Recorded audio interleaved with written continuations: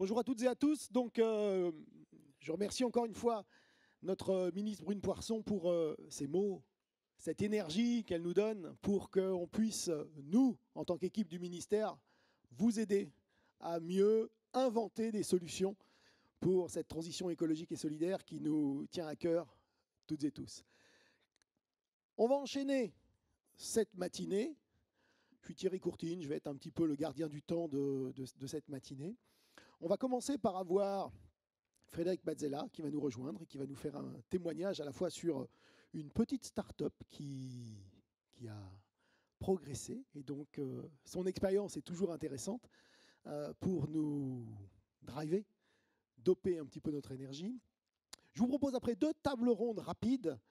Une première sur l'accélération de l'innovation et voir comment l'État aujourd'hui accompagne les start-up. Une deuxième table ronde avec un certain nombre d'interlocuteurs qui nous expliqueront comment ils savent accompagner aussi ces startups avec qui nous sommes en contact, ces groupes, pour créer une dynamique positive. Et puis, pour vous dire aussi 2-3 choses, 2-3 chiffres. Qui y a-t-il dans la salle et qu'est-ce qu'il y a au-dessus?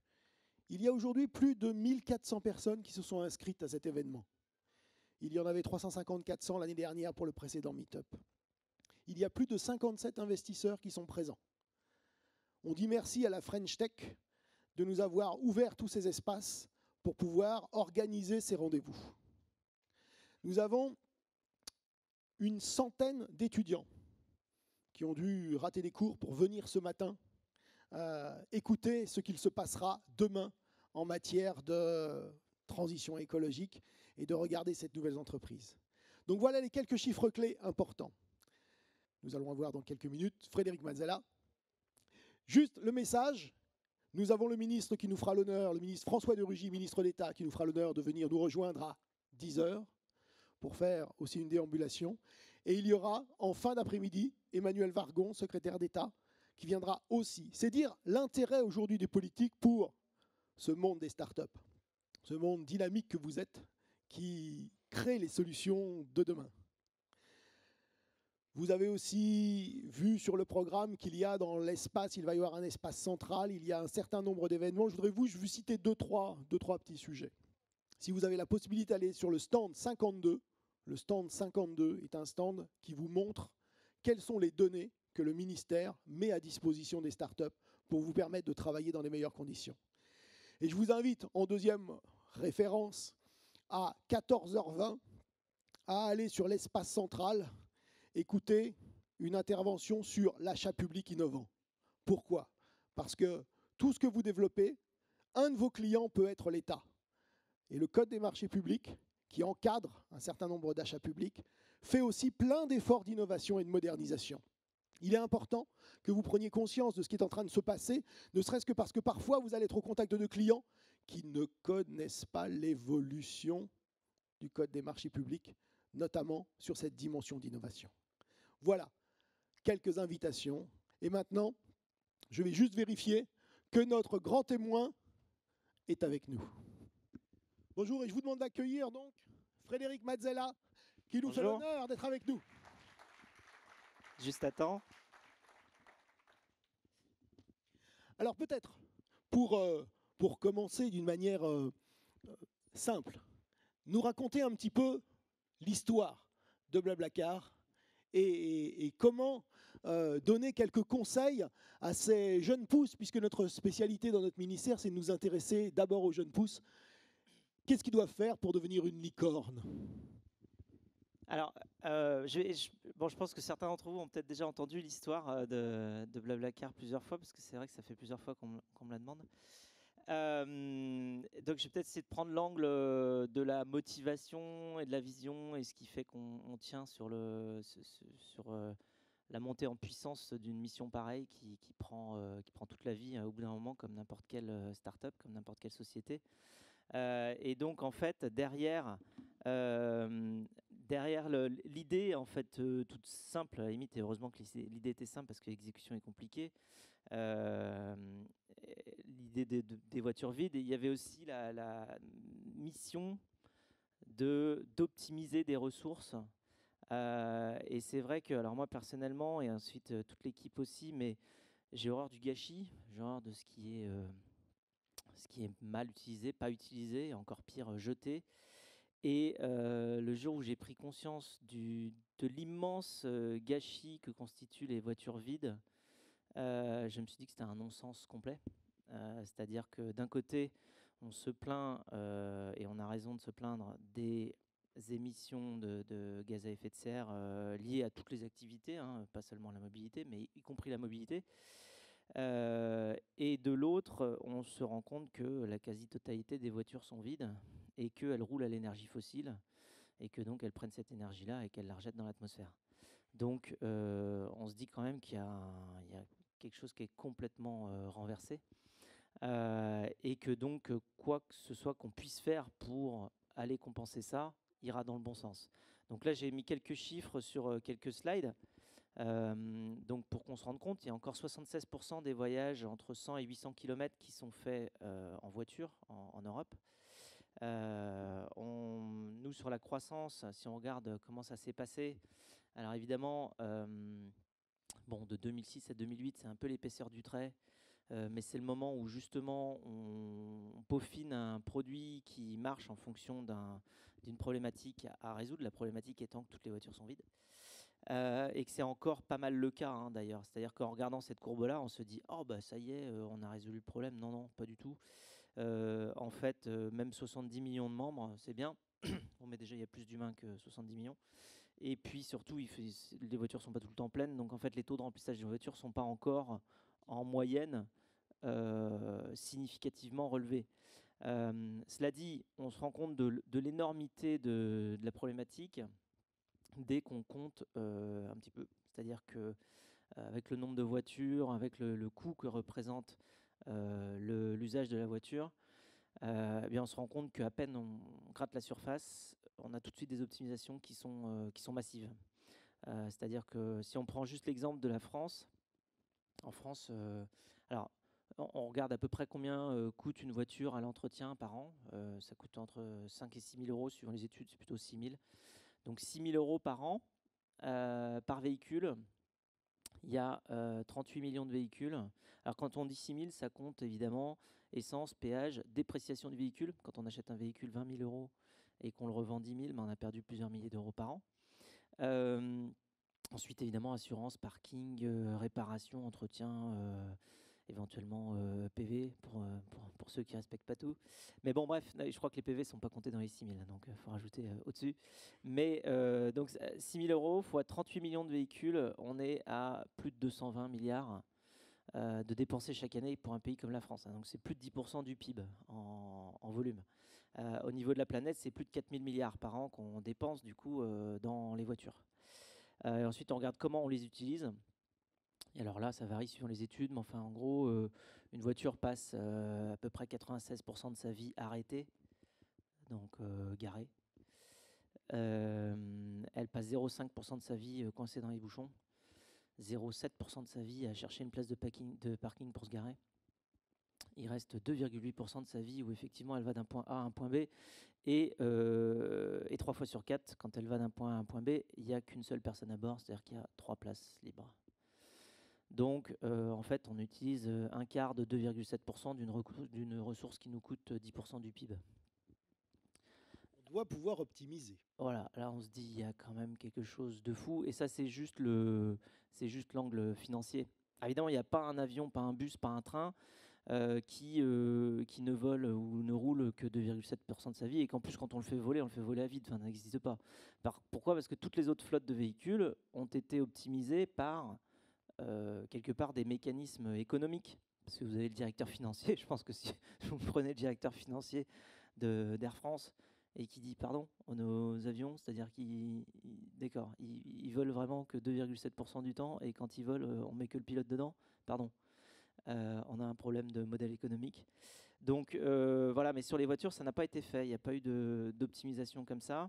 Pourquoi ? Parce que la voiture, c'est le moyen de transport possédé de manière individuelle qui trouve sa valeur dans la liberté de déplacement plutôt que dans le déplacement lui-même en fait. Et donc du coup, ça nous permet tous au niveau individuel de supporter des coûts complètement fous pour cette mobilité-là, cette liberté-là. Et en fait, il n'y a pas de système qui optimise cette flotte-là. Donc du coup, nous, ce qu'on a créé avec Blablacar, c'est juste quelque part une manière d'optimiser l'usage. Et en plus, sur une habitude, sur un usage, aujourd'hui sur le covoiturage longue distance. Alors maintenant, on se lance sur le covoiturage courte distance, les trajets du quotidien, qui représentent plus de la moitié des kilomètres parcourus par les voitures aussi, et beaucoup plus de trajets individuellement, évidemment. C'est des trajets qu'on fait tous les jours, hein, parce que si vous faites 200 allers-retours par an, ça fait 400 trajets. Alors que des trajets longue distance, vous n'allez pas en faire 400 par an. Donc il y a plus de trajets évidemment quotidiens. Et en nombre de kilomètres, c'est équivalent, même un peu plus pour le covoiturage, enfin pour les distances domicile-travail. Donc on s'attaque à tout ça. Mais enfin, malgré tout ça, on se rend compte qu'on n'est pas encore complètement. Il y a encore beaucoup de voitures vides. À chaque fois que je vois des voitures vides, ça me déprime. Donc vous imaginez, c'est tous les matins pareil. Il y en a encore beaucoup. Donc voilà. Alors ce qu'on a fait quand même pour prouver l'impact qu'on a dès qu'on essaye d'optimiser cet usage, on a fait une étude pour calculer le nombre déjà de personnes par voiture. Alors ça c'est des statistiques connues en Europe sur des trajets longue distance. Donc ça c'est sur des trajets longue distance. Et le nombre de personnes par voiture dans nos voitures. Alors on nous dit oui, 3,9 personnes par voiture dans les voitures Blablacar, c'est pas possible, ça fait presque 4. Donc, et ça veut dire que toutes les voitures sont pleines. En fait, de facto, oui, alors déjà il y a des voitures à 5 places et qui sont confortables quand même à 5 places, voire parfois à 6 ou 7.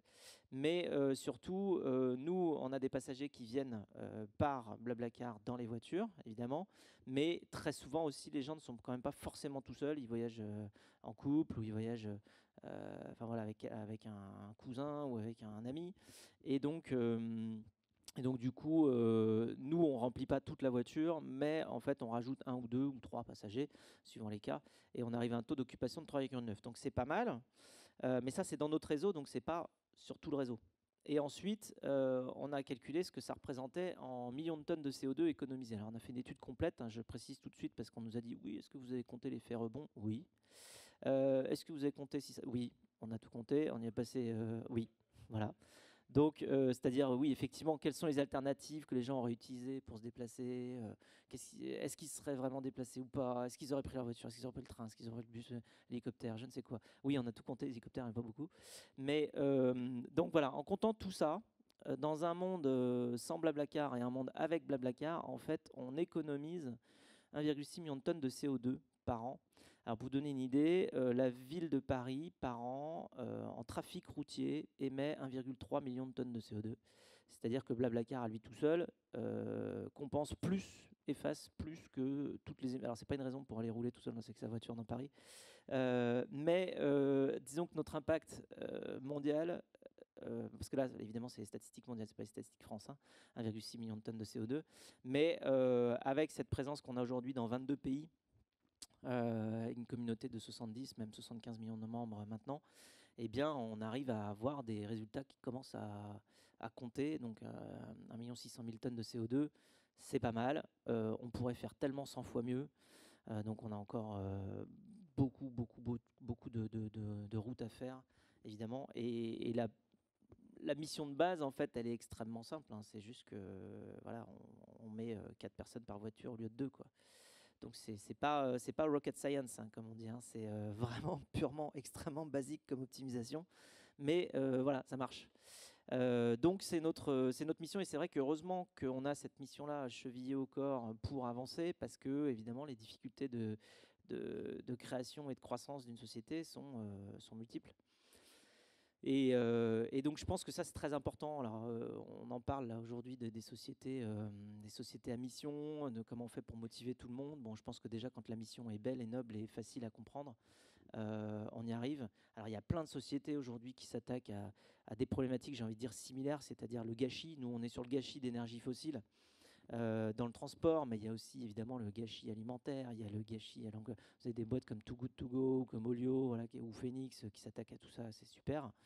Vous avez le gâchis de matériel électronique, donc vous avez Back Market qui a une super mission aussi évidemment de recyclage de cette consommation, cette surconsommation qu'on fait des appareils électroniques. Vous avez des Vinted ou Le Bon Coin qui sont évidemment sur tout ce qui est de second hand. deuxième main, et donc à faire de la réutilisation. Donc tout ça, c'est des domaines dans lesquels il y a beaucoup, beaucoup trop de gâchis, et dans lesquels la technologie, surtout les technologies de place de marché, puisque nous on est une place de marché, hein, c'est de l'offre et de la demande, eh bien, sont extrêmement efficaces. Pourquoi? Parce que la demande est généralement gratuite, ou en tout cas vraiment pas chère, puisque de toute façon c'était ça ou jeter. Donc quand c'est ça ou jeter, forcément l'offre est très peu chère. Et la demande, eh bien, elle est la même que celle pour des produits neufs ou des choses qui n'auraient pas été juste à la limite jetées. Donc en fait, je pense qu'il y a une adéquation entre malheureusement tout le gâchis que nos sociétés génèrent et la capacité des places de marché à optimiser ces choses qui seraient gâchées. Alors après, le grand changement de mentalité qui est en train d'arriver, et que je pense que Blablacar y contribue, en tout cas on fait tout pour, c'est de effectivement considérer ces options-là comme des alternatives non seulement crédibles mais souhaitables. Et donc là, à ce niveau-là, on agit, quand on voit un service comme Blablacar permet aussi de prendre conscience du fait que rouler à vide, ça devrait être évité au maximum. Parce que vous savez, le grand changement, le grand tour de magie qu'il y a eu derrière Blablacar et toute l'énergie qu'on a mise, au-delà de la technologie qui est une technologie de place de marché, donc si vous voulez, c'est pas non plus, c'est pas une technologie pour aller sur la Lune, hein, c'est une technologie qui est maîtrisée, c'est des bases de données, de la connectivité, des moteurs de recherche, enfin bon, ça c'est quand même des technologies assez maîtrisées. Après on rajoute des couches de machine learning, enfin voilà, tous les buzzwords actuels, mais en gros c'est de la technologie à peu près maîtrisée. Non, le vrai tour de magie derrière Blablacar, c'est d'avoir changé les mentalités. C'est-à-dire que moi, il y a 12 ou 15 ans, quand je pitchais l'idée à des personnes, on me disait d'accord, c'est un truc un peu pour les marginaux, pour les excentriques, c'est un truc pour les radins et les beatniks, son service-là. Moi, j'utiliserai jamais ça. Donc on a réussi à changer tout ça. Et aujourd'hui, on a plus de la moitié des jeunes de 18-25 ans qui sont inscrits sur Blablacar. Plus de la moitié, c'est-à-dire qu'en taux de pénétration, ça commence à être sérieux. Et en France, c'est 16 millions de membres. Donc au total, même sur la population française globale, c'est un quart. Sur la population française de plus de 18 ans, parce que de toute façon, nous, on s'adresse que aux personnes qui ont plus de 18 ans, on est à plus de 30%. Donc on est quasiment un tiers de la population française globale qui utilise Blablacar. Donc ça y est, on se dit, on a initié quand même un changement sociétal, et faire prendre conscience que c'est une solution crédible, fiable et souhaitable. Et donc, quand je vois tous les autres services que j'ai cités tout à l'heure, je me dis, bon, ça y est, il y a un mouvement, on a lancé.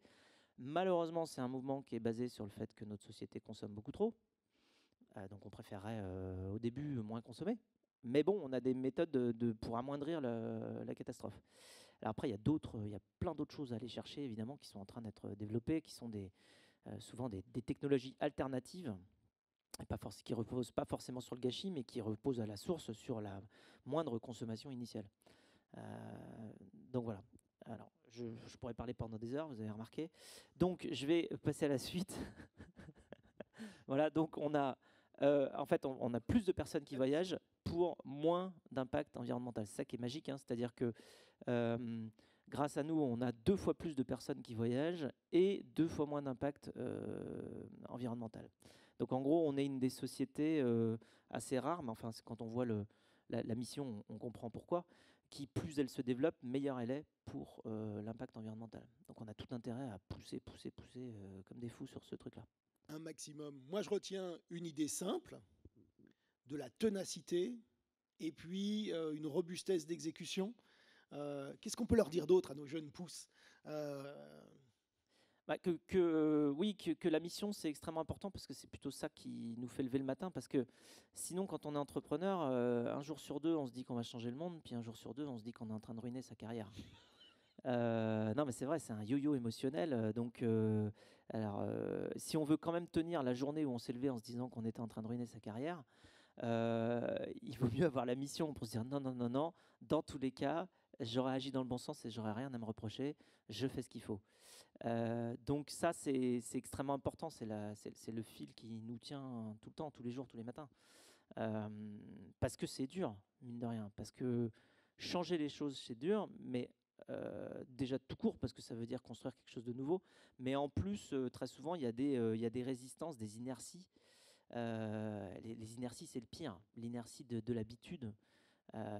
C'est marrant parce que parfois, bon, je suis concerné aujourd'hui, mais je regarde pas mal les petits-enfants et on se dit, oh, qu'est-ce qu'ils sont créatifs. En fait, non, ils sont pas créatifs. Ils ont juste beau-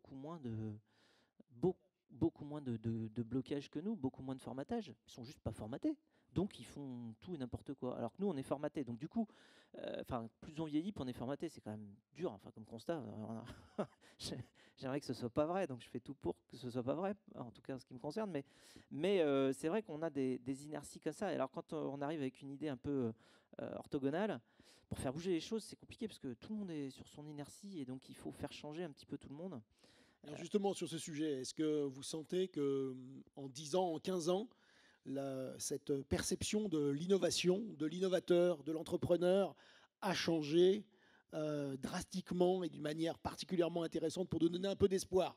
Ouais, alors il y a déjà un truc, oui, c'est sûr que ça a changé. Enfin, moi, je me souviens quand j'ai commencé, d'autant plus avec le parcours que j'avais, parce que j'avais un parcours assez académique qui normalement ne mène pas vers ce genre de parcours-là. Enfin, à l'époque, bah, maintenant ça change beaucoup, hein.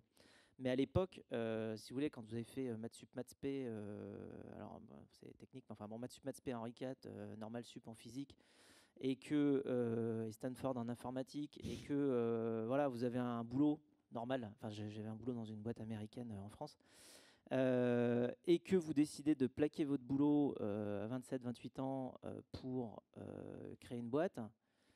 Là, quand vous en parlez à notamment Pression sociale. vos amis, ouais, voilà, qui eux commencent à penser à acheter leur premier appart, vous êtes là, vous dire, je pense que je vais plus me payer.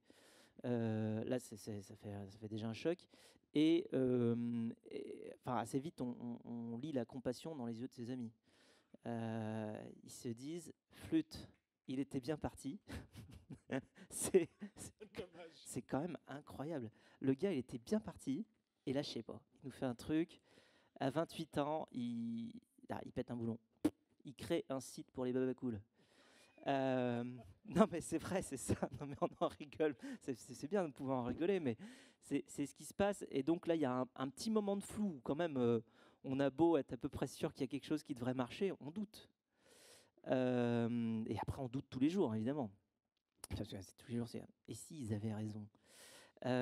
Mais donc, c'était un petit peu ça à l'époque, parce qu'il n'y avait pas grand monde qui allait faire un trajet complètement orthogonal comme ça quand on est parti sur une carrière à peu près normale. Mais ça, c'est un truc aussi un de mes traits de personnalité. J'ai toujours refusé de prendre l'autoroute, enfin, sans jeu de mots, prendre l'autoroute tout seul. Mais non, mais dans le sens, j'aime bien prendre les chemins qui ne sont pas prévus. Et donc, c'est-à-dire que le meilleur truc pour me démotiver, mais totalement, typiquement, ce serait que, alors je me projette parce que j'ai déjà fait, mais d'arriver dans une boîte, qu'on me parle d'un poste et qu'on me dise, alors tu vois, et puis au bout de 1 an et demi, 2 ans, tu auras tel poste, et puis dans 3, 4 ans, si tout se passe bien, tu auras tel poste, et en gros qu'on me trace mon chemin de carrière.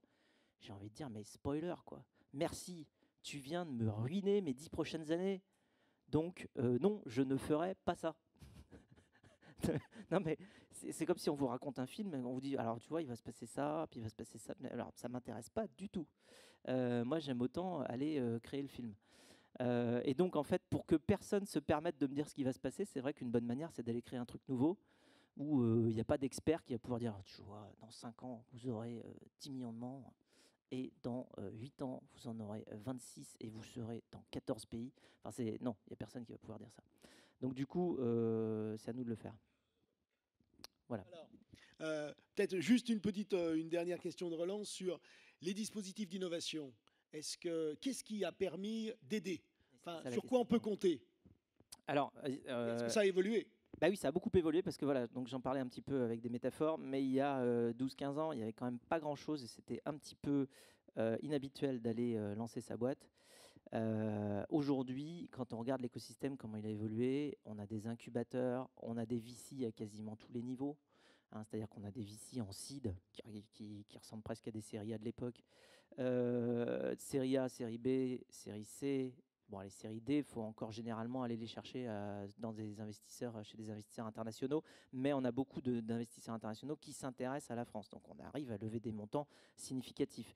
Je me souviens qu'il y a 8-10 ans, quand il y avait une levée de fonds d'1 million ou deux, c'était la headline quoi, des news tech. Aujourd'hui, on reçoit des news tech quasiment tous les jours avec un tableau en disant bon alors voilà, en France, là cette semaine, il y en a 18 qui ont levé. À l'international, il y en a 54. Et puis on va donner que les levées de plus de 15 millions parce que sinon on va pas s'en sortir. Donc, déjà rien que ça, en termes de volume, c'est complètement dingue. Et même après, ça se chiffre au global aussi, puisque en 2015, on a eu à peu près 1,6 ou 1,7 milliard d'investissements dans le VC, dans les startups et scale-up en France. Et en 2018, on a eu 3,6 milliards. Et cette année, on est parti sur une trend à plus de 5 milliards, je crois. Donc, on voit bien qu'il y a une accélération. On a plus que doublé en 3 ans. Donc ça, évidemment, ça vient nourrir l'innovation, ça vient nourrir les startups, ça vient nourrir les métiers de demain, parce ce qu'il faut voir, c'est que dans nos sociétés, la moitié des métiers que l'on fait, pour pas dire les 3/4, n'existaient pas il y a 8-10 ans. On est en train de créer les emplois du futur. Quand on regarde ce qui se passe aux États-Unis aussi, qui sont évidemment en avance, enfin, je vous apprends rien, ils ont quand même un gros paquet d'avance, donc on est un peu en catch-up mode. Mais ils ont, alors suivant les statistiques, c'est entre un tiers et la moitié des créations nettes d'emplois aux États-Unis qui sont liées directement ou indirectement à l'économie du digital. Donc c'est clairement les métiers du futur. Donc là, on voit qu'on est en train d'aller dans cette direction-là et on les nourrit avec des investissements. Donc c'est très bien. Après, il y a 8-10 ans, il n'y avait pas la French Tech. Il n'y avait pas BPI, en tout cas ça s'appelait pas BPI et ça faisait pas les mêmes choses que ce que ça fait aujourd'hui. Aujourd'hui, on voit ce que BPI est capable d'aider et de faire pour l'écosystème, c'est phénoménal. Donc oui, il y a beaucoup de choses qui ont changé. Et puis au-delà de ça, on voit tous les étudiants, et y compris les étudiants des plus grandes écoles, que ce soit d'ingénieurs ou de commerce, s'intéresser à l'entrepreneuriat. Non seulement soit vouloir rejoindre des startups au lieu d'aller dans des grands groupes, comme c'était le cas à l'époque, ou alors eux-mêmes aller créer leur société juste à la sortie de l'école, ce qui était rarissime, mais oui, extrêmement rare à l'époque. Donc on voit bien qu'il y a un changement de mentalité global de tout l'écosystème, à la fois des premiers intéressés, j'ai envie de dire, des entrepreneurs qui vont créer leur société, mais aussi de tous les systèmes d'accompagnement, les VC, les incubateurs, la French Tech avec l'esprit de pousser la tech dans le bon sens, BPI pour aider au financement, enfin bon, et puis après je pourrais en citer encore 50 autres, mais non, l'écosystème n'a rien à voir. Donc cet écosystème, vous l'avez aussi effectivement ici, on essaye de créer cette rencontre, hein, c'est l'objectif de ce meet-up, hein, de permettre aussi de trouver des éléments, de levée de fonds, etc. Le sujet financier, on voit qu'il a évolué fortement. Juste peut-être pour conclure, s'il y avait un mot que vous voudriez qu'ils gardent en tête, nos jeunes pousses, pour les mobiliser, les motiver, c'est quoi ce qu'ils doivent avoir en tête? C'est la mission. C'est la mission. Alors justement, je devais parler d'autre chose aussi, parce que dans tout ce que j'ai cité qui a évolué, il y a aussi autre chose qui a évolué, c'est France Digital. Je crois que c'est juste après. Donc on a bien retenu. Le mot à retenir, c'est mission. De toute façon, si vous n'avez pas de mission, là en 2019, on a tous une mission déjà, il y a quand même une prise de conscience incroyable qui se passe en ce moment, hein. C'est-à-dire que c'est la première fois que je vois des jeunes quand même défiler dans la rue avec des panneaux qui disent quand je serai grand, je voudrais être vivant, hein. Non, mais il faut quand même. Pour moi, c'est mai 68, mais calme. C'est le mai 68 calme, parce que là, on se rend compte que la mission, c'est pas juste attention, le rapport jeune-vieux, machin. Là, c'est autre chose. C'est quand même beaucoup plus sérieux. Donc, ça force à la détermination calme. Mais pour moi, c'est un wake-up call. Donc déjà, quelque part, ça me chagrine qu'on en soit là, mais ça me fait plaisir que la jeune génération se dise qu'il faut agir. Parce que autant la génération d'avant nous, elle se disait non, le changement climatique, c'est pas, non, je sais pas, ça n'existe pas, on s'en fiche. La nôtre, elle se dit non, mais attends, quand même là, j'ai vu le rapport du GIEC, c'est quand même sérieux, quoi. Et puis les gars, ils n'ont aucun intérêt à dire à dire ce qu'ils disent, hein. Ils essayent d'être factuels. Et la génération d'après, elle a dit non, c'est bon les gars, on a compris, le mur est pour nous. compris. Ne vous inquiétez pas, c'est pour nous. Alors, le plus grand réseau européen de start-up. Voilà, et donc France Digital qui structure également l'écosystème avec les VC, avec les acteurs publics et avec toutes les startups. Donc c'est 1300 startups qui sont réunies dans France Digital. Donc voilà, on joue collectif au maximum pour comprendre notre écosystème, synthétiser tout ce que l'on est en train de construire et essayer d'offrir une voie la plus simple et claire possible sur la complexité de notre écosystème, parce que c'est un écosystème qui non seulement a une complexité de départ, mais qui en plus est en pleine croissance, donc il y a plein d'enjeux. Donc en fait, ce que fait France Digital, c'est une analyse, une synthèse de toutes ces évolutions-là pour avoir un discours clair et essayer d'influencer tout l'environnement pour aller dans le bon sens et créer de plus en plus de géants du numérique. Parce que là encore, quand on compare aux États-Unis, on pleure. Enfin voilà, aux États-Unis, vous avez l'année dernière, vous aviez 140 et quelques licornes. En Europe, vous en avez une trentaine et en France, vous en avez 4. Alors comme la mode, c'est le tennis, je vais faire une comparaison. 140 à 4, ça s'appelle 6-0 et on n'a vraiment pas marqué beaucoup de points, quoi. Non mais alors même si on prend à l'échelle de l'Europe, c'est pas 140 d'ailleurs, c'est 160. C'est plus de 160 aux États-Unis, je crois que c'est 161. Donc 161 à 30, 30 c'est l'Europe, c'est encore 6-0. Non, 6-1. Je sais pas, enfin c'est pas beaucoup, quoi. Donc là, faut quand même se réveiller. Voilà, donc c'est un peu le but de France Digital. Et donc du coup, avec cela, on a aujourd'hui décidé d'aller signer la charte du numérique responsable pour également influencer le numérique, enfin influencer, accompagner, puisque le changement est déjà là. Il y a plein de boîtes qui sont déjà dans cette mouvance-là, et donc on les accompagne vers avoir évidemment une utilité du numérique responsable. Parce que sans cela, il n'y a pas de. Enfin, on parlera plus de rien si on n'est pas tous responsables par rapport à la décennie qui nous attend. Et donc un groupe d'entreprises signe la charte de numérique responsable dans l'espace central au-dessus. En tout cas, merci Frédéric de ce témoignage, de cette connivence avec effectivement nos jeunes pousses, nos startups qui ont envie de suivre ce bel exemple. Et l'objectif, c'est plus de licornes en France et qu'on fasse au moins un tie-break dans les prochaines années, c'est ça? C'est ça. Et peut-être même de gagner le trophée. Peut-être. Voilà. On va y aller. Merci beaucoup. Merci. On l'applaudit.